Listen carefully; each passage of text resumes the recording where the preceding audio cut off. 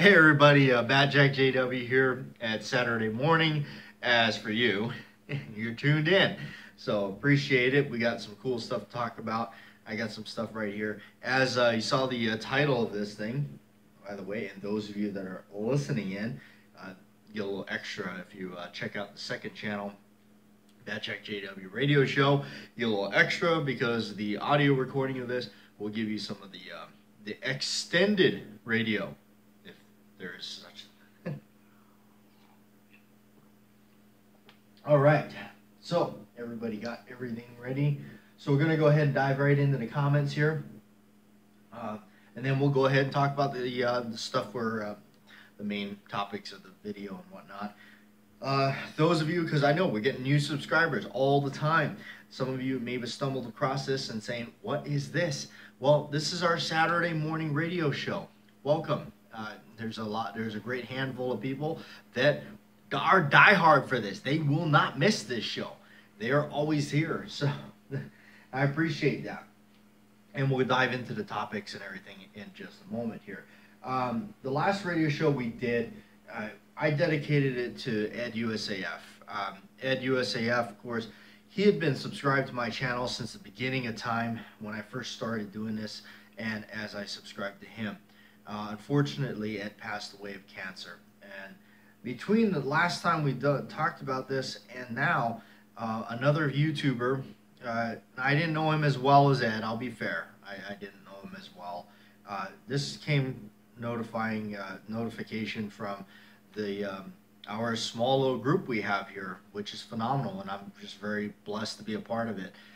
This came down the grapevine that C-Max Arms passed away as well from his battle with cancer. And man, this has just been horrible that we're losing these folks in our community. That I just, you know, it's just sad. It really is, and it's a real thing. And that's one of the things too.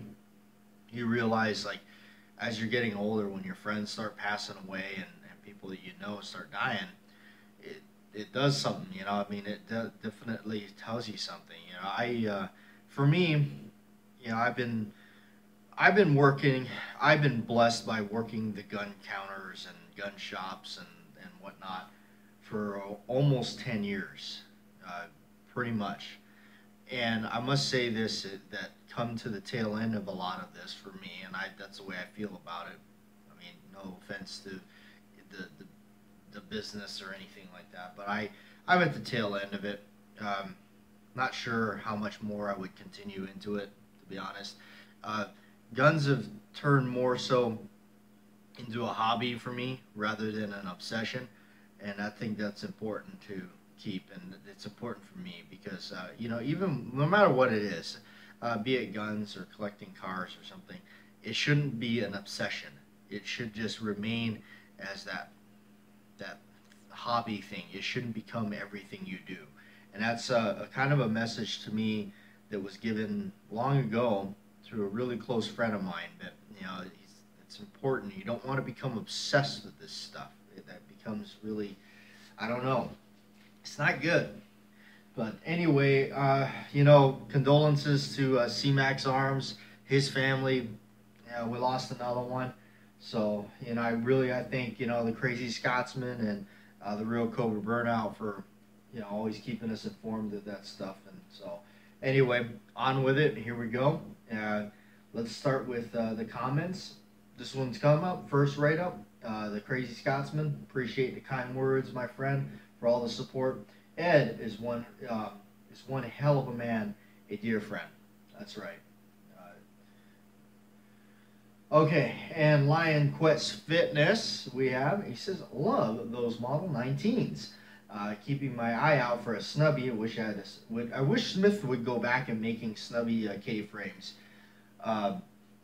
He'd love to see a snubby 64. I think hopefully it's a start of something. You know, Smith just reintroduced the Model 19 4-inch barrel, and that's kind of why I was talking a little bit about I brought out my other ones for the last show, and recently did a video on the two. I'm trying to remember which videos are on the channel and not. Some of the other stuff is already on Patreon. A lot of you guys saw it. So a lot of the other cool stuff that's upcoming, but you saw it first off on my Patreon page. All right. And we have Mr. Holster. He says, how's that Glock 34 working out for you? Can you hit anything with it yet? And another one from Mr. Holster. And he says, dead on JW. They get up in the morning and poison everything they touch so they can feel good about themselves. And that was a comment that his comment is referring to all the negative stuff that we get. And it's not even just like doing this YouTube thing. It's, in my job, I mean, I work the, gun stuff, and just some people just like, it's unbelievable. It's like, man, do you just start your day negative? Like, that's it. That's what you do. Well, guess what, man? I'm happy every day. I wake up, I'm alive. That's a blessed day right there. That's the start of it. You're prone and upright, and you're going through, and I'm going to go out and do something amazing, and I'm going to live, and I'm going to laugh, because life is short, my friend. All right. And he says, not first today, but I did try to watch it at 4 a.m. That was Mr. Holster.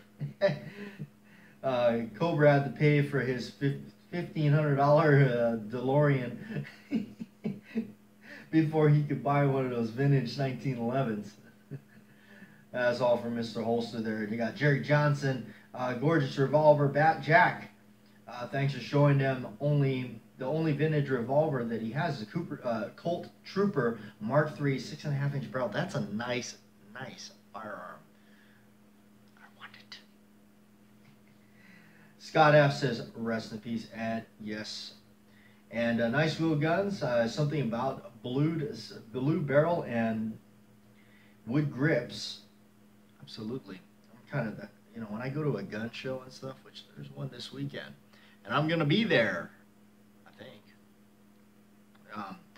That's how I am with gun shows. I'm like blued steel wood. Oh, there they are. I gravitate. Oh, it's got a cylinder on it. I'm definitely gonna go look at it. But Darren Bag 6-gun, great show, BATJAC. That's nice. You did that for Ed. Yeah, it's sad that when we lose people, because there was a lot of things, and one of the things that I always felt too that happened here. There was a lot of YouTubers that were really influential when I was getting started doing this stuff, and they're no longer around, like 504 Dirt Dart. Don't know what happened to him. He just disappeared. He really helped a lot of us get together. He joined a lot of us together by doing this thing. He had this Friday Fix video he would do every Friday and collage a lot of us together, a lot of our videos, and say, hey, look, he's got this, he's got that, check it out. That was really cool stuff, and I was just really fortunate to get picked and brought into the family. And anybody else is starting up their channels and stuff, we're all still the same guys. Where's these small channels that just keep trucking along here? We're not gigantic. We're not getting thousands of views every day or anything like that. We're just still doing this, and it's just still fun. So here we are. The Bohemian Hunting Club, awesome, JW, great show. Ed impacted so many of us, just totally amazing. Yeah, I know, in Bohemian Hunting Club, they go back some time too. I mean, I remember you guys have been subscribed for a long time. Robin Jones, we got one here. Oh, love the S&W Model 19.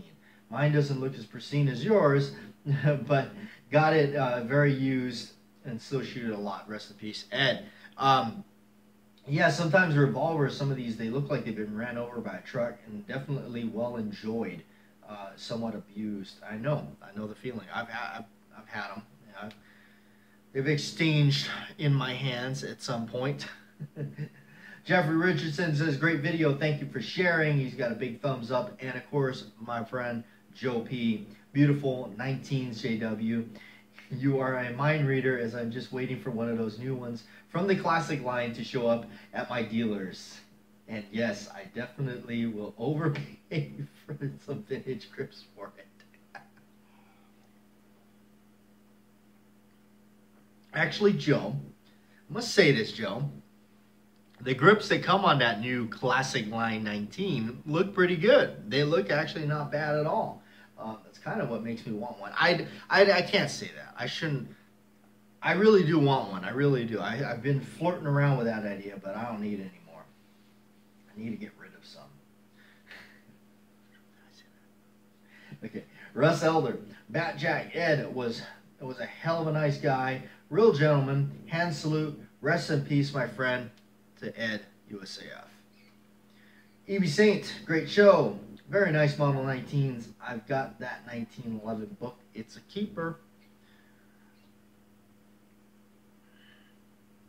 And we have Warsaw Patriot. Ed, we miss you, brother.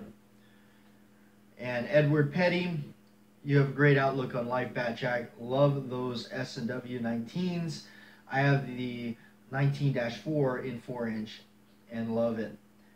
Ed USAF, Ed USAF, rest in peace.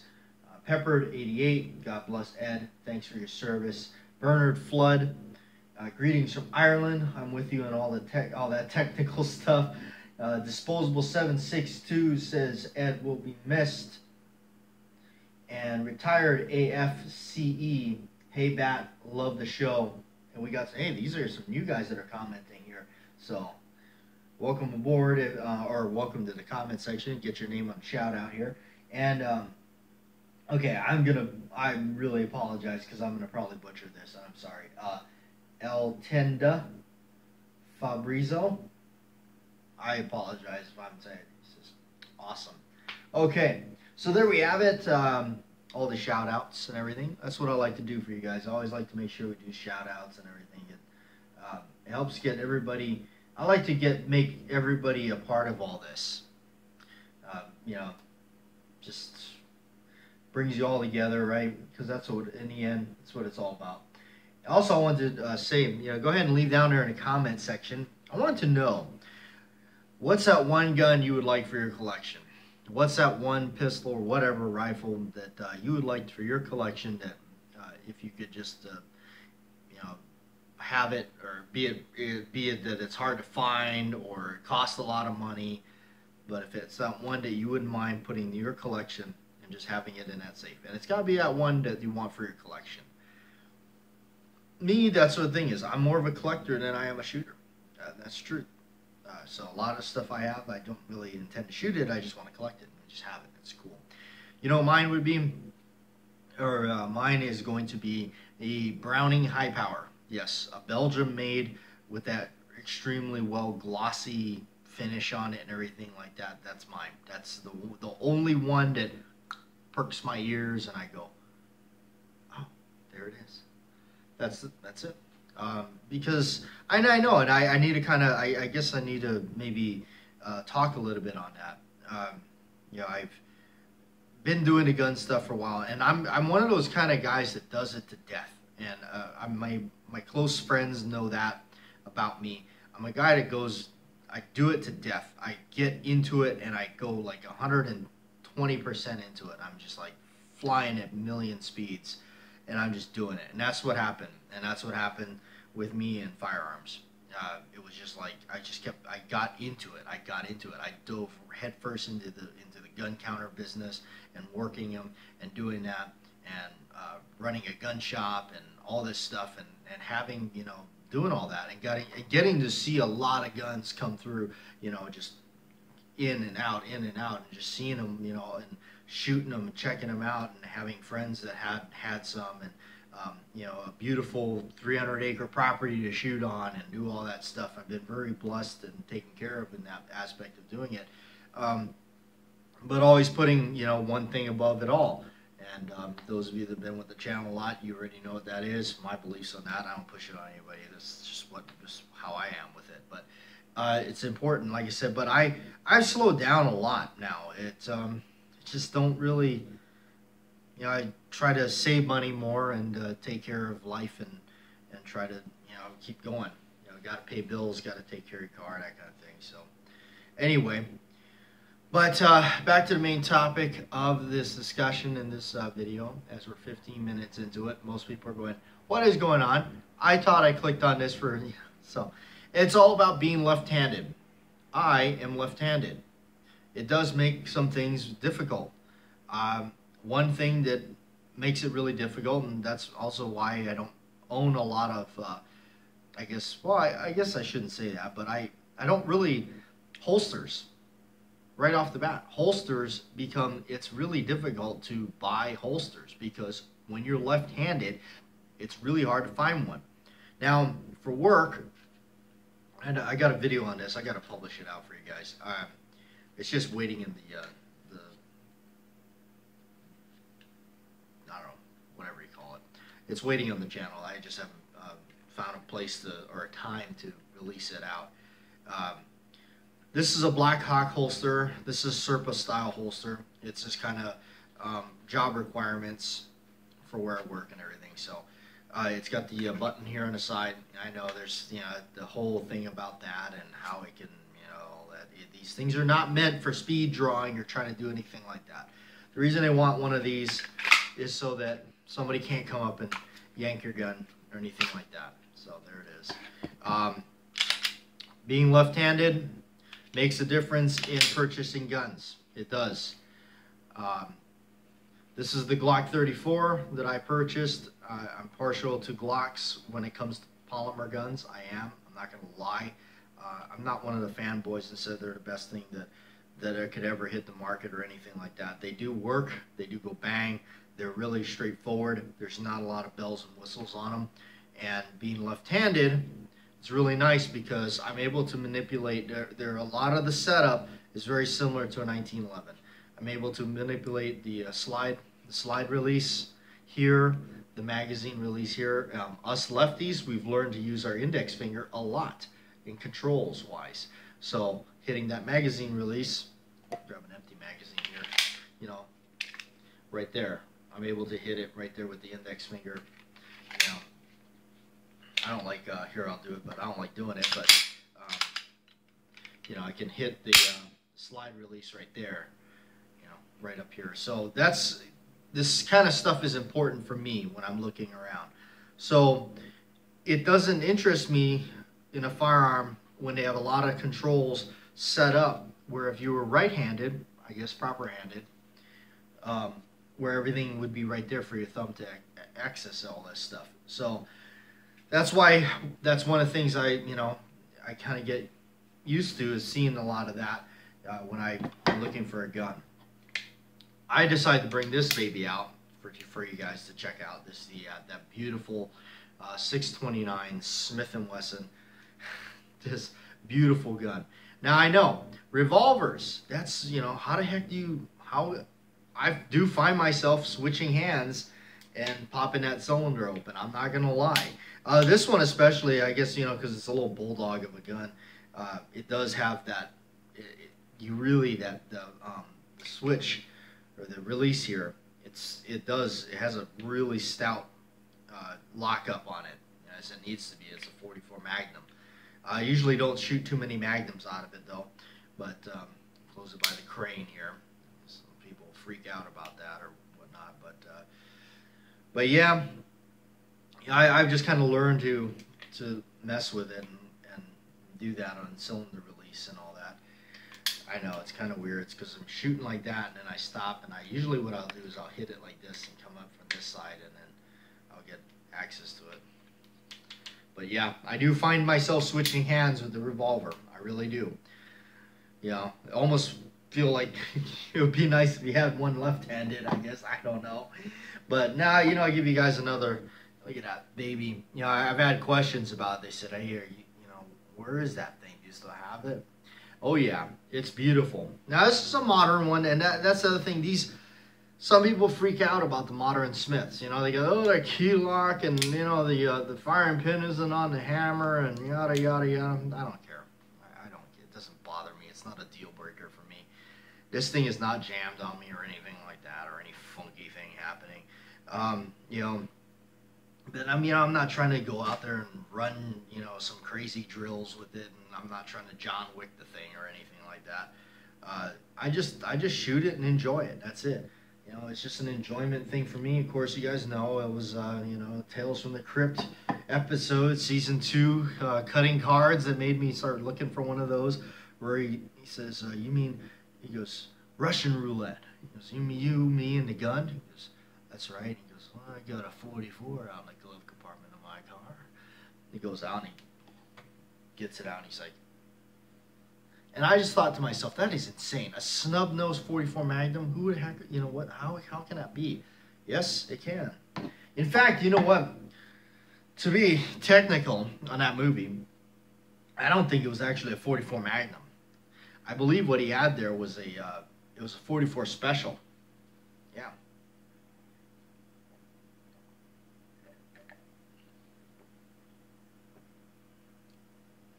A 624. I think that's what it is. I think that's what he has. Probably, I don't know. Google it. But I think that's what he does. But the Magnum is cool because you got a really strong built gun that's made to handle Magnums.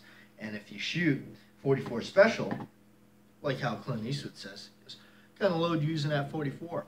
He says, "It's a light special. With this size gun, it gives me better control, less recoil than your 357 Magnum wad cutters." But I load up a lot of the 44 Special. I've got tons of this brass, just, you know, and I load it up. Some of this is actually getting tarnished pretty good there. Interesting. Wonder what got on it. But I just load it up. You know, if I wanted a little bit more power, I can throw a little bit more powder in there and crank it out there. And that's the beauty. You know, you have something strong enough to definitely handle it, and you can kind of play with that. As a hand loader, I love doing that stuff. So, some updates that I did to this, I figure I'd let you guys know. One of the things I did was I put, so the question, you know, I guess it would be a question to some people. The Glock 34, what is all, it's basically Glock 17 with a slightly longer sliding barrel. That's it. Same frame, same spring. The spring here is the same. That's the same as a Glock 17 spring. So what I did, and everything for me is about, for this gun, was strictly about my job and qualifications and all that. So I put a Glock 22 spring in this. Those of you that are unaware of that, that is a 40 caliber full-size Glock. Basically it's a 17, only a 40 caliber. So the spring out of there, I ordered it from Midway. It's an actual Glock spring. Put it in this gun. Now you can actually feel, oh, yeah, that's got some resistance in there. But on recoil, it has helped out quite a bit. It really does help that flip of the recoil. Plus with that 8-inch slide and everything. And I know some people are like, wow, that's a really large, that's fairly big. Like, you know, what the heck? What would I do with that? It's not too bad, actually. Go check out my video on it. I did, what I wanted to do was side-to-side comparison on this thing with other stuff. Mostly the full-size 1911. It's no bigger or different than a full-size 1911. It really is. You know, there it is. So I'm happy with it. It does the job for what I needed it for. So there you have it. So I recently got some new boots, and, you know, so I wanted to polish them up. And I found that, you know, I would always go to the store. Most of the time, living in Hawaii, you know, I was always going to get shoe polish in the store. I've, you know, worn cowboy boots and Doc Martens and stuff like that all my life. And part of the fun of wearing those things is you get to polish them. I don't know. There's something really cool about polishing your boots with, you know, boot polish and a brush, and I just get a kick out of it. It's just something, I guess, a throwback. I have just like that old soul in me. I don't know, maybe when, you know, it's just the way I was made. But I got hooked on doing that when I was just a teenager right away. I was shown how to polish your boots with a brush and everything, and that's it. I got hooked on it. So anyway, I just recently picked up a pair of boots, and I found that this brand right here, Angelus, I don't know, Angelus. Works really good. It's really good polish. Living in Hawaii, like you're saying, yeah, you know, when you go to the store to find some boot polish, that's the one thing about Hawaii. It's really restrictive on what you can get and what you can find. You find yourself ordering a lot of stuff online, but you know, most of the time, all you find is like kiwi. Not, and I'm not saying kiwi's bad polish or anything like that. I just wanted to try something different because I've been using that forever. So you know, online I saw this, and you know, I'm not. I'll admit it. You know, I saw the logo and ooh, that's cool. Look at how that looks really neat, and so I bought it. But it's actually really good. It's good polish, and I know I'm weird, but that smell, it has a good smell to it. I know, I'm strange. I like the smell of that, and I like the smell of ballistol. Some people go, you like the smell of ballistol? That stuff's nasty. I do. I don't know. Call me weird. So before I get out of here and let you guys go, I'm actually going to the gun show. That's the plan so far. And I'm looking for something, and it's not a gun. This here is a... Now, I'm a really big fan of these old switchblades. I really am. I'm just, I guess that's a part of me that grew up with them, seeing them in movies, and always wanting one. Always wanted to get my hands on one. I never did until I got older, until I started finding them. This is a very old one. This is a Rizzuto. Rizzutos are very collectible. I found this at a gun show, and the reason why they're collectible is because they weren't made very well, and they were generally used and abused and then broken. This one does work pretty good. It's got the white scales on it, brass buttons and bolsters and stuff. It's a swing guard. That is my favorite style of the switchblade.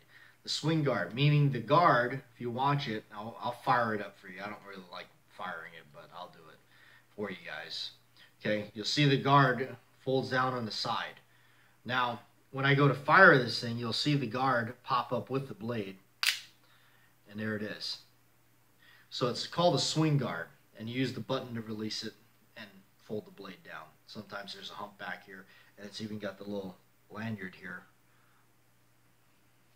It's still got ballast on it. I take very good care of this thing. These are super cool. They're not cheap. Whenever you can find them and collect, usually if they're collectors, they're not cheap. So the feller that I got this from, I'm hoping to find him at this gun show because he's got two other ones.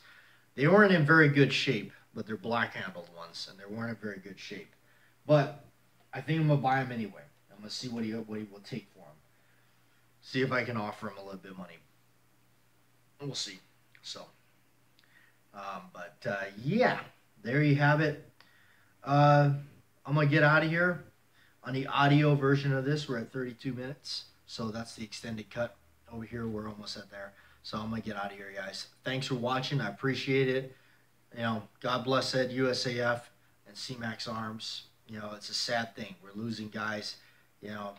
But, you know, that's one thing is we're part of this little community. All of us small channels, you know, our videos don't get thousands of views. But, you know, we're here and we're doing it. It's fun, and that's it. That's the main thing. And like I said, I'm really happy there's a nice little niche of us. You know, there's a lot of guys that are out there that we're still doing this, you know.